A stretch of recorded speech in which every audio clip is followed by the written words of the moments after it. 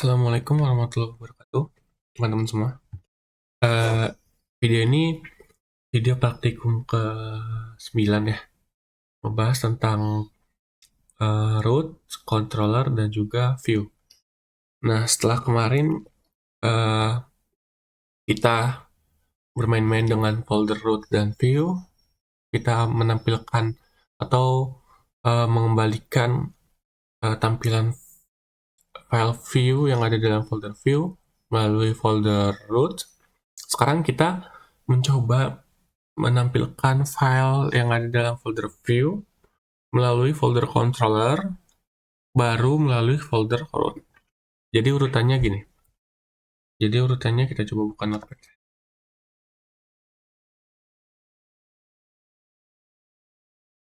Nah, jadi itu urutannya seperti ini.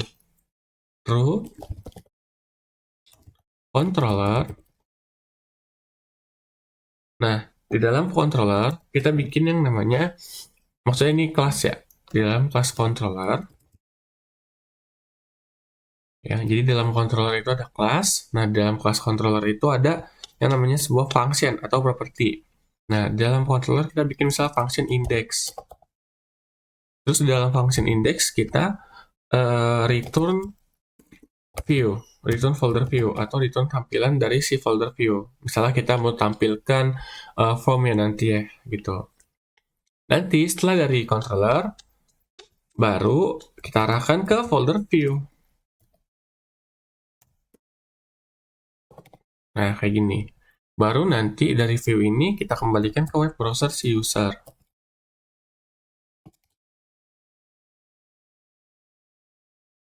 Kayak gini teman-teman.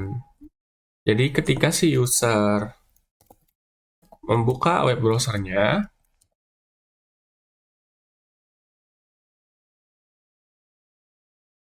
dia diarahkan ke folder root dulu. Nah, dari folder root ini diarahkan terlebih dahulu ke kelas controllernya atau ke folder controller. Nah, dari folder controller, dia ngecek apakah ada function index dengan perintah mereturn tampilan view. Nah, jika ada, ya udah nanti dikembalikan dalam bentuk tampilan view ke dalam tampilan web browser si user. Kayak gitu, teman-teman.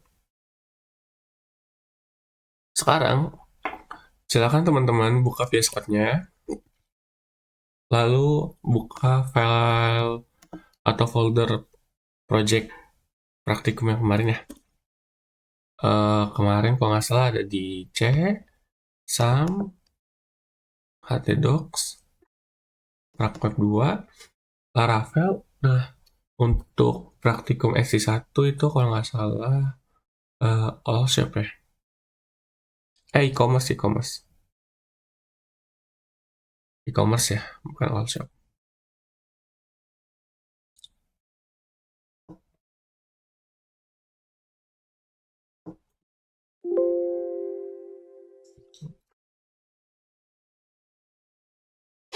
Nah, kalau udah dimasuk di folder aplikasinya, coba silakan teman-teman buka dulu terminalnya. Teman-teman nyalakan dulu localhost-nya atau server lokalnya. Caranya ketikkan php artisan self.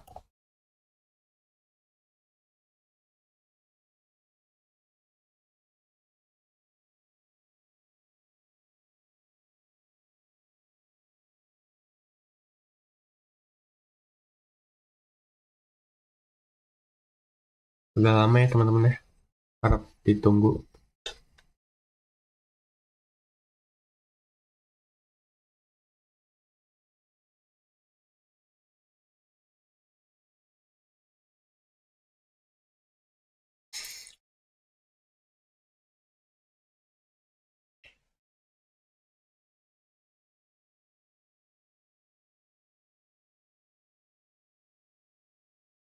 Coba kita ulangin deh. Ctrl C, php artisan ser.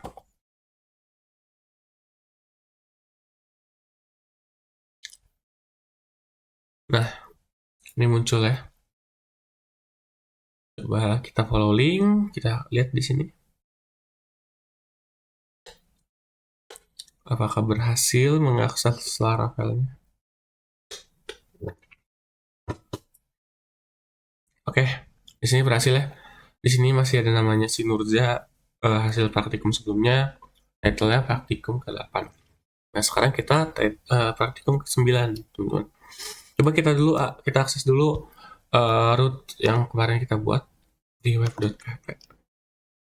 Ini kalau teman-teman mau close terminalnya, klik yang X ya, jangan yang hapus. Kalau misalnya teman-teman udah selesai ngoding, mau matiin server, baru klik yang hapus. Coba kita ke root salam ya, kita ke root salam.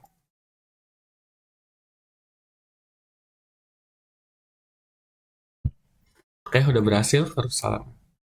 Oke, balikin lagi.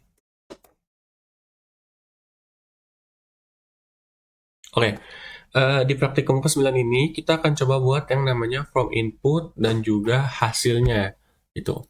Nah, kita buat terlebih dahulu tampilannya, kita buat di dalam folder view. Terus teman-teman boleh tuliskan di sini file yang namanya input.blade.php.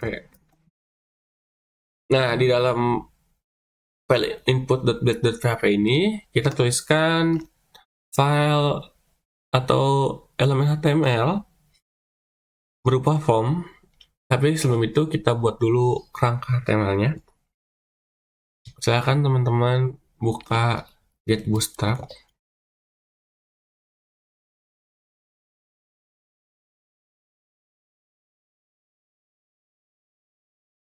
Lalu di dokumentasinya, ya teman-teman klik dokumentasi. Terus teman-teman pilih yang nomor 2 ini. Ya, salin aja. Taruh di sini. Tinggal teman-teman ganti title-nya. Misalnya jadi apa? Registrasi ya. Terus H1-nya kita ganti form.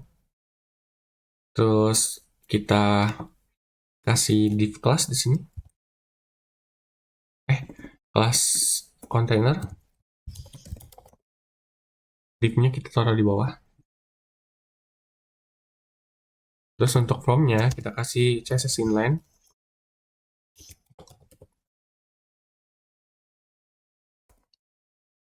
Oke, kalau udah, sekarang kita tinggal bikin formnya.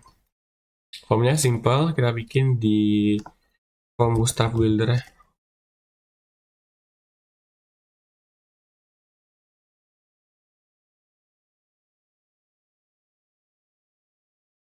Ini ya linknya. Nanti linknya ada di deskripsi YouTube, jadi tolong ditonton.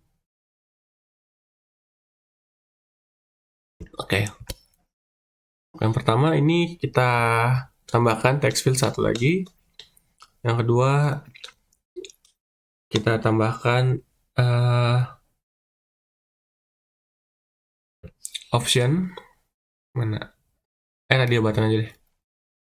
Kita tambahkan radio button. Terus untuk text fieldnya, title-nya kita ganti jadi username.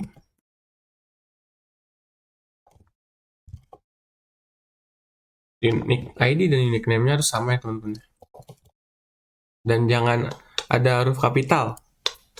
Nah, placeholder-nya silakan input username. Oke. Ya, ini boleh di screenshot dulu atau di pause. Selanjutnya kita bikin yang password. Klik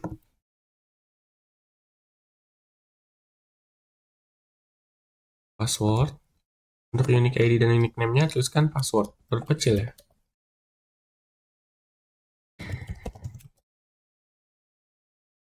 Oke. Terus untuk yang ketiga tadinya mau jadi kelamin, cuman kayaknya nggak usah deh. Kita ganti jadi email aja. Kita ganti ya jadi email. Unique ID dan unique name-nya email. Placeholder-nya input email. Oke. Ini udah selesai teman-teman. Selanjutnya teman-teman tinggal ke kode, salin dulu link 2 yang atas ini, link CSS-nya. Karena kita beda versi CSS ya. Yang di From Bootstrap Builder 4.1, yang di template Get Bootstrap itu 5.3. Nih. Nah, ini. Sebenarnya bisa aja kita ganti ke 4.1. Ada nggak? Ada yang 4.6. Bisa pilih yang alt version sih. Ini aja. Kita pakai yang ini CSS-nya. Taruh di sini.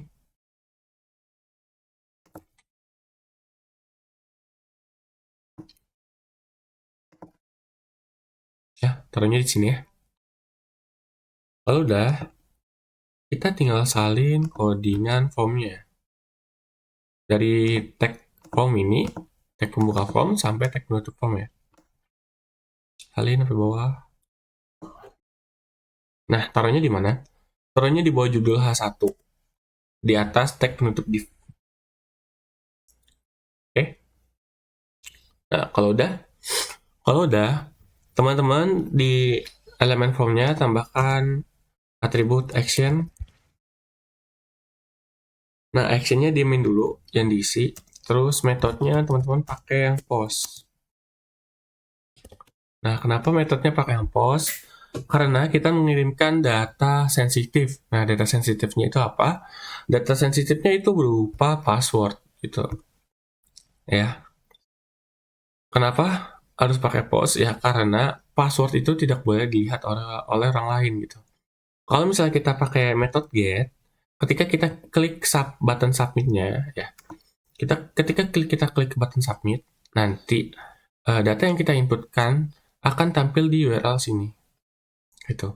Saya kita inputkan username, nampil di sini dia. Kita inputkan password, dia nampil di sini.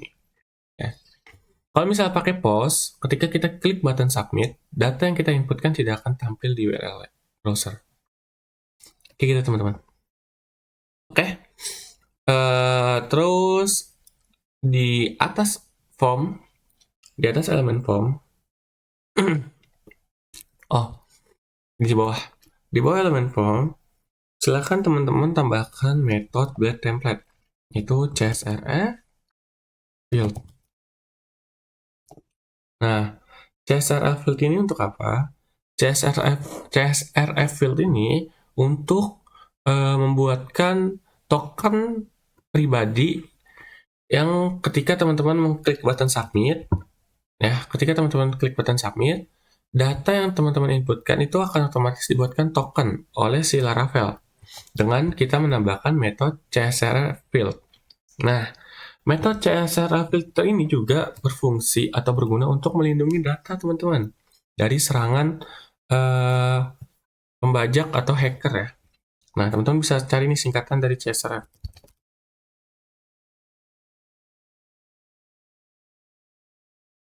Nah, di sini dijelasin.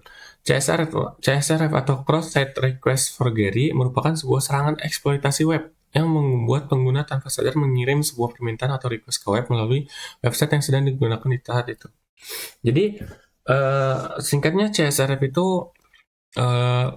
melindungi data teman-teman yang teman-teman kirim dengan melakukan pembuatan token pribadi dari Laravel sendiri gitu. Jadi setiap data yang teman-teman kirim, tokennya juga berbeda-beda gitu.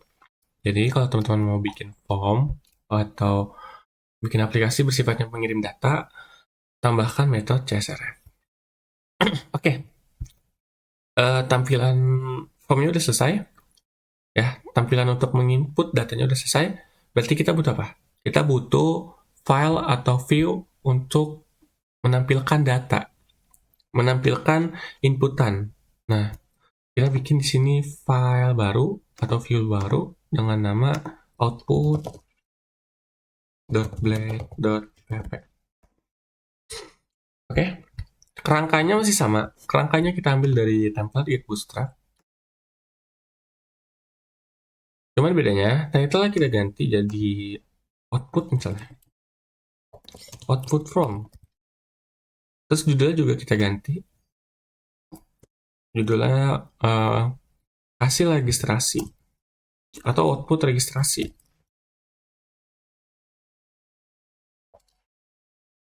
Oke, Masih sama, kita tambahkan kelas container. Div-nya kita taruh di bawah. Nanti untuk tampilannya teman-teman bisa kembangkan sendiri ya, atau edit sendiri. Terus kita ketengahkan judulnya dengan CSS inline. Style, text center. Terus untuk dapat menerima inputan dari si form register itu, untuk kita untuk kita tampilkan hasil inputannya, kita tampilkan ke dalam table. Teman-teman boleh searching sini table, hit, cari yang anatomi, enter. Nah, nanti diarahin. Yang ini ya, yang anatomi ini. Teman-teman bisa copy paste aja codingannya ini. Terus taruh di bawah judul A1. Oke? Kalau udah tinggal kita bikin tag-nya. TH, tadi apa? Lupa. Tadi ada apa aja sih? Username, password, email. Oke. Username. Kita bikin ya.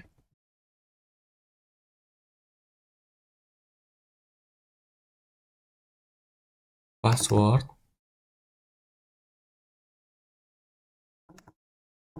Email. Oke. Tabel udah ada yang judulnya. Sekarang kita tinggal bikin tabel datanya. Ini kita ganti.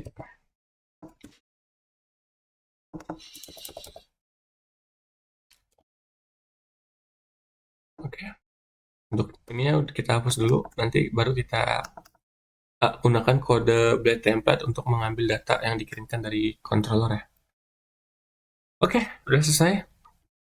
Oh ya, di actionnya berarti. Di actionnya, di attribute action, teman-teman arahkan ke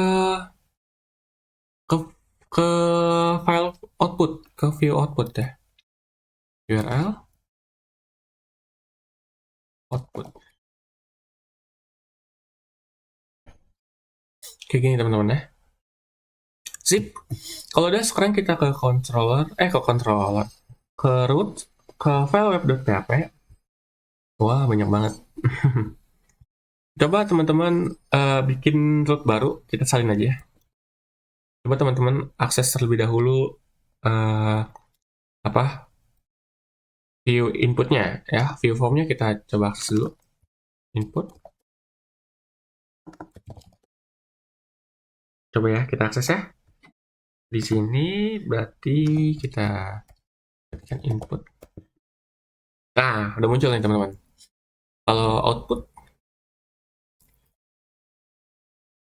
kurang T. Oke, not found. Berarti halaman atau root belum ada. Coba kita cek. Oh iya, rootnya belum ada teman-teman. Oke, coba kita salin aja. Outputnya, kita kasih nama rootnya output. Arahkan ke view output. Refresh. Masa udah ada sih? Nah, udah ada kan? Output registrasi username, password, email. Oke, cakep. Ini terlalu terang ya. Kita ganti deh. Jangan yang terang-terang banget. Yang like-nya mana? Like-nya kita ganti jadi dark. Refresh. Oke, kelihatan ya tabelnya ya. Oke. View udah selesai. Root udah selesai. Belum selesai sih. Nanti kita akan ubah codingan rootnya. Sekarang kita bikin yang namanya controller, teman-teman. Nah, controller untuk apa sih? Controllernya itu untuk menerima data yang diinputkan oleh user dari tampilan form ini, tampilan form input, lalu kita terima di controller. Nah, setelah kita terima di controller, melalui parameter request, baru kita ambil datanya di tampilan view output. Kayak gitu, teman-teman ya. Singkatnya kayak gitu. Oke, cara bikin controller gimana? Cara bikin controller, teman-teman bisa main-main ke dokumentasi Laravel. Buka laravel.com. Nah, di sini ada dokumentasi nih. Coba, gue mau lihat dulu. Ini ke record gak sih? Oke, ke record. Oke, buka documentation. Udah berapa menit? Oh, 20 menit. Nah, di documentation ini, teman-teman buka the basic. Nah, kalau teman-teman mau belajar basic Laravel, baca-baca root itu apa, middleware itu apa, CSRF protection itu apa, tadi kita sempat bahas ya CSRF. Untuk lebih tahunya, teman-teman silakan baca dokumentasinya. Controller itu apa? Request, response, view, blade template itu apa? Apa aja sih yang disediakan oleh blade template? Teman-teman bisa main-main ke dokumentasi Laravel ya. Oke, karena di sini kita mau belajar controller, kita mau tahu cara bikin controller itu gimana. Padahal di sini udah disediakan ya. Eh, File controller tuh udah ada di dalam folder apps, ttp, mana ttp, controller. Nah, ini udah ada satu file controller, yang dimana ini file bawaan dari Laravel. Nah, kita mau bikin controller baru gitu. Gimana caranya? Sebenarnya bisa aja kita bikin file secara manual, tapi uh, ribet. Kita harus menginputkan namespace, use, terus bikin kelas secara manual gitu. Kita bikin maunya tuh yang praktis, yang otomatis gitu. Nah, caranya gimana? Caranya kita coba main-main ke dokumentasi Laravel. Di sini teman-teman klik controller. Nah, di sini ada pengenalan tentang controller. Apa itu controller? Dia bilang controller untuk menghandle logic dari root file gitu. Mungkin bisa baca sendiri deh, karena bahasa Inggris gue juga kurang bagus ya. Kita membutuhkan yang namanya ekstensi translate. Ya, di sini ada jelasannya. Untuk menghasilkan controller baru dan cepat ya, dengan cepat, Anda dapat menjalankan perintah make controller di dalam perintah artisan. Secara default, semua controller untuk aplikasi Anda disimpan di dalam directory app http controllers. Nah, kita cobain. Apa benar disimpan ke dalam folder app? Kita cek folder app, oke ada. Folder http, ada. Folder controller, ada. Oke, berarti benar. File controller disimpan ke dalam directory app http controllers. Nah, untuk cara bocah gimana? Cara bocah tuh ini. PHP artisan make controller, terus nama controllernya, nama filenya. Oke, kita salin. Udah disalin ya. Terus teman-teman nyalakan lagi terminalnya, buka terminalnya yang tadi kita klik tanda X itu. Sip. Ini terminal yang baru ya, PowerShell. Dihapus. Nah, ini terminal yang tadi kita buka. Yang pertama. Nah, kalau mau bikin controller baru, teman-teman matikan dulu. Ctrl C dulu terminalnya. Atau server sini dimatiin dulu. Biar nggak bentrok. Oke, kalau udah mati, baru teman-teman Ctrl V, codingan buat controller tadi. Nah, atau kita mau bikin manual. Oke, ngetik manual. Ngetik manual berarti gini. PHP artisan make titik dua controller, baru tulis nama file controller. Nah, karena kita ingin melakukan input from, jadi kita kasih nama controllernya itu misalnya input controller. Ingat ya teman-teman, penamaan controller itu harus camel case, jadi di huruf depannya itu huruf besar, di huruf yang tengahnya itu huruf besar juga. Biasanya huruf kecil. Kalau udah enter aja. Nah, kalau berhasil nanti akan ada info di sini. Controller Anda udah berhasil dibuat di directory saham, htdocs, spragweb, laravel, e-commerce, app, backslash ya ini namanya, backslash http, backslash controller, buat tulis nama file input controller. Kalau udah berhasil, tinggal kita jalanin lagi servernya. PHP artisan self. Oke, udah berhasil. Coba kita balikin ke tampilan input. Oke, udah berhasil jalan. Nah, kalau udah, kita tutup tanda yang X ini ya, tanda terminal ini. Oke, kita buka. Mana file controller yang tadi kita buat? Nah, nih, mana ya? Nah, di sini. Ya kan, udah berhasil kan otomatis dibuat dong. Udah ada use illuminate HTTP request. Ini berfungsi untuk mengambil data yang dikirimkan menggunakan parameter request. Ini alamat controllernya atau direktorinya. Oke, udah berhasil kita buat tuh. Mantap gak? Mantap. Oke, di dalam kelas input controller ini kita membutuhkan property yang dimana properti itu adalah sebuah function. Nah, kita buat dulu ke sini public function. Kita mau bikin function apa? Misalnya function index lah ya. Function index. Nah, di dalam function index ini kita ingin melakukan perintah apa? Misalnya kita kan mau akses from input kan. Nih, tadi kan kita udah ya, kita mau akses from input ya atau view input melalui controller kan. Nah, berarti di dalam controller ini kita buat function index. Nah, di dalam function index ini kita perintahkan untuk mereturn view input. Oke. Berarti di dalam function index kita perintahkan dia return view. Nah, tampilan view mana yang mau kita return atau tampilan view mana yang mau kita kembalikan atau kita tampilkan di dalam web browser? Kita lihat. Di sini kita mempunyai view input, view output. Nah, kita main-main ke view input. Kita membutuhkan tampilan view input.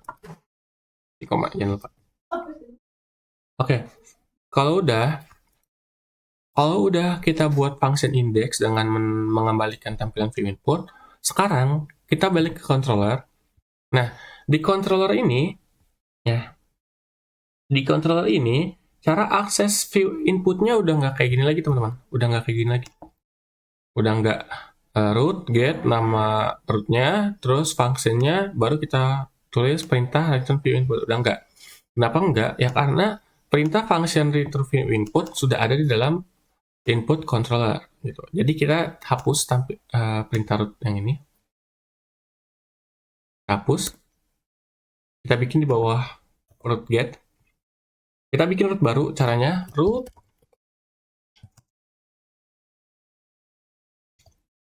get. Terus kita kasih nama rootnya input. Nah, setelah nama root input, kita panggil, oh sorry teman-teman, di atasnya kita panggil dulu controller. Cara manggil controller gimana? Ketikkan use, terus teman-teman silakan tulis directory di mana tempat file input controller itu berada. Tadi dikasih tahu kan di dokumentasi Laravel bahwa file controller itu disimpan di dalam folder app http controllers. Jadi kita tulis http backslash ya, http backslash controllers. Nah, baru teman-teman tulis nama filenya. Nah, ini ada nih, file input controller. Ya, jadi kalau misalnya mau manggil atau mau menggunakan properti yang ada di dalam kelas input controller atau properti yang atau teman-teman ingin menggunakan properti yang ada di dalam kelas controller, teman-teman harus panggil dulu file controllernya, tapi didahulukan dengan nama directory di mana file controller itu disimpan, kayak gitu ya. Nah, ini cara ribetnya ditulis satu-satu. Cara gampangnya teman-teman bisa install yang namanya ekstensi, lalu teman-teman tinggal tulis saja nama file controllernya, input controller. Nanti tinggal enter doang, dibuatin. Ya, root juga sama. Kita tinggal ini misalnya hapus ya, atau kita matiin. Ya, sama tinggal kita tulis saja root. Nah, ini ada use, ini misalnya. Nah, langsung dibuatin. Sama kan? Ya.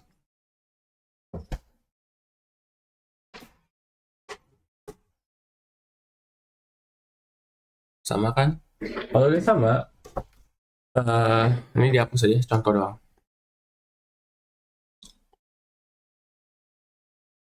Sip. Kalau udah lanjut tadi kita pembuatan root ya, root untuk function index.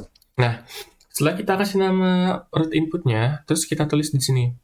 Kita tulis nama controllernya. Tadi nama controller yang tadi kita buat adalah input controller ya. Kita tulis di sini input controller.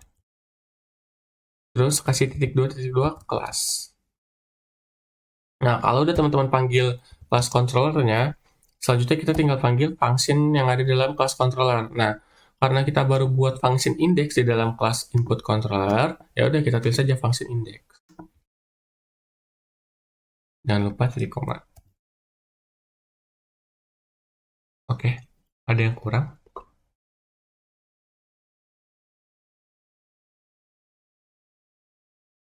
Enggak, udah kirain error. Nah, jadi ketika si root input ini mengakses kelas input controller dan mengakses function index, maka dari root ke controller, maka si controller akan mengembalikan tampilan view input gitu. Jadi ketika si user buka aplikasi Laravel, si user bukan nih root input, misalnya coba ketik root input. Nah, berarti kan dia akses dulu nih folder root. Oke. Habis dia akses folder root, nanti dia si root ini memperintahkan untuk mengakses kelas input controller ya. Berarti dia akses folder controller. Nah, setelah diakses file input controller, lalu apalagi nih perintahnya? Perintahnya akses function index. Nah, akses function index yang ada di dalam folder atau file input controller. Ada nggak function index? Ada nih. Nah, di function index ini perintahnya apa? Atau fungsi function index ini apa? Nah, fungsi dari function index ini adalah mengembalikan tampilan dari folder view input. Kayak gitu, teman-teman. Oke, kalau udah, coba kita refresh. Nah, tampilannya nggak berubah. Berarti kodenya berhasil berjalan. Misalnya nih, kita ganti output. Terus balikin ke input. Nah, berhasil ya. Oke. Kita udah berhasil function index yang berfungsi untuk mengembalikan tampilan dari view input. Oke. Next, berarti kita bikin lagi satu function lagi. Nah, fungsinya apa? Kita bikin function yang dimana function ini berfungsi untuk mengambil data yang diinputkan oleh user, lalu data tersebut dikirimkan ke tampilan view output. Nah, kita bisa bikin di sini nama fungsinya output seperti ini ya. Nah, teman-teman perhatikan ya. Teman-teman bikin function atau bikin property function ini di dalam tutup kurung kawal si kelas ya, si kelas controller nih. Oke, ini warnanya kuning nih. Nah, kalau teman-teman nggak ada warnanya, teman-teman bisa install extension. Nah, kalau mau tahu extensionnya apa aja yang harus diinstal, teman-teman bisa nonton web programming in Unpas ya. Di situ ada banyak rekomendasi extension, misalnya 15 extension VS Code untuk programmer pemula. Itu cari aja di dulu kayak gitu. Oke, yang pertama-tama, di dalam function output, teman-teman kirimkan dulu parameter request. Lalu kasih dulu request untuk mengambil atau menerima data dari si form input. Kalau udah, datanya teman-teman simpan ke dalam area asosiatif. Nah, area asosiatif itu adalah area yang memiliki key dan value. Nah, jadi kita bikin sini key-nya misalnya nama. Ya, ini kasih titik koma dulu deh biar nggak error. Kita bikin key-nya nama, lalu value-nya apa? Value-nya adalah inputan yang diinputkan oleh si user. Nah, berarti kita ambil dulu nih inputannya. Request. Nah, inputannya kita ambil melalui parameter request. Request, input, terus, sorry. Terus, teman-teman tuliskan unique name dan unique ID dari si from inputnya. Nah, kita lihat. Untuk unique name dari username adalah username. Ya udah kita tulis di sini username. Jangan lupa koma. Kenapa koma? Karena area asosiatif dipisahkan dengan tanda koma untuk menambahkan data yang baru. Atau untuk jika teman-teman memiliki data yang banyak ya, pisahkan dengan tanda koma. Oke, yang kedua berarti password. Kita kasih key-nya atau kuncinya password. Atau teman-teman mau tulis pas juga nggak apa-apa. $request input. Aduh, maaf. Password. Samain dengan unique name dan unique ID-nya ya. Sorry, koma. Yang terakhir, email. $request index. Kok index? Input, ya Allah.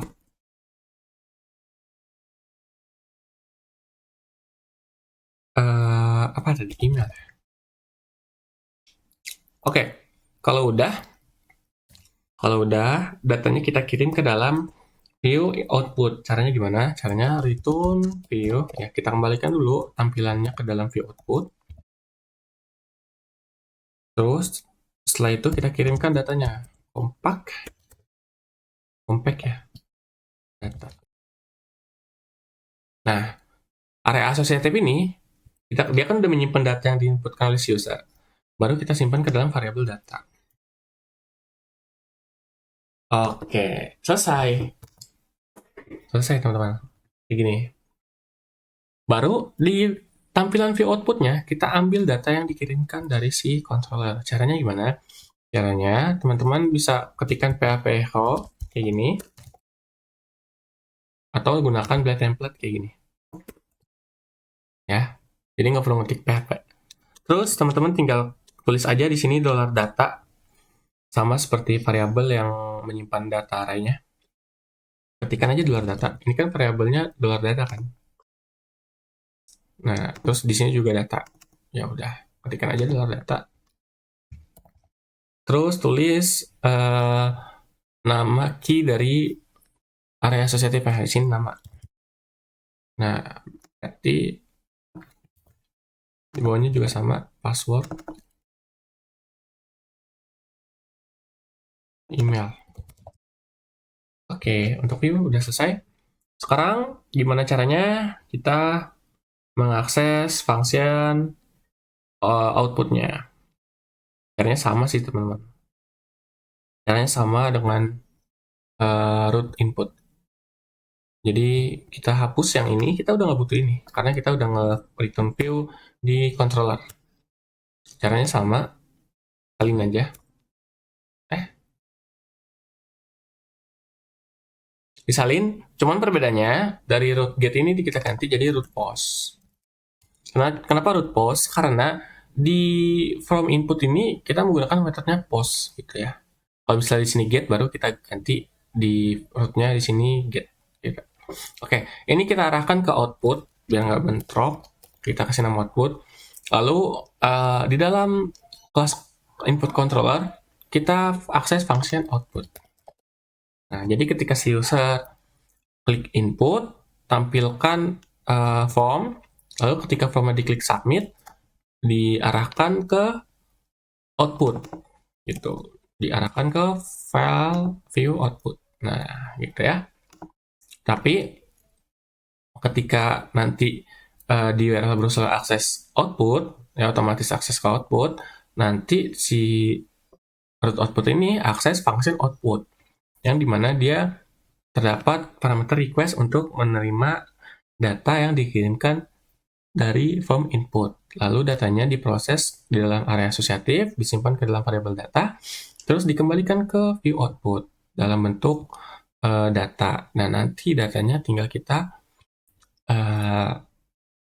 panggil, kita ambil dengan variabel data, terus kita tuliskan nama key dari area asosiatif atau kunci dari area asosiatif untuk menampilkan nilai yang diinputkan dari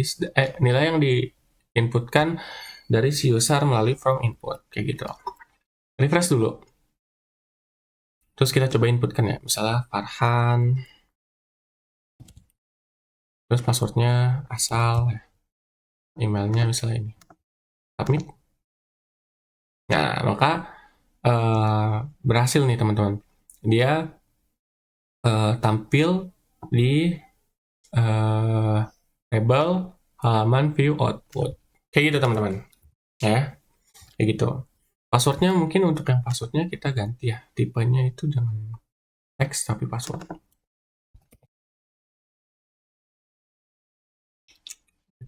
Kita balik ke input. Coba kita ketik.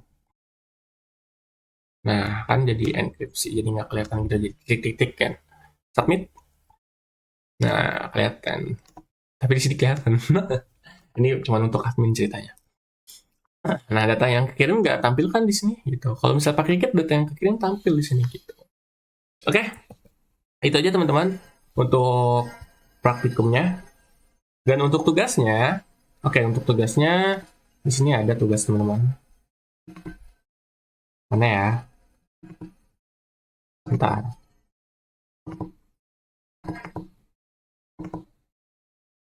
Mana sih? Ini ya.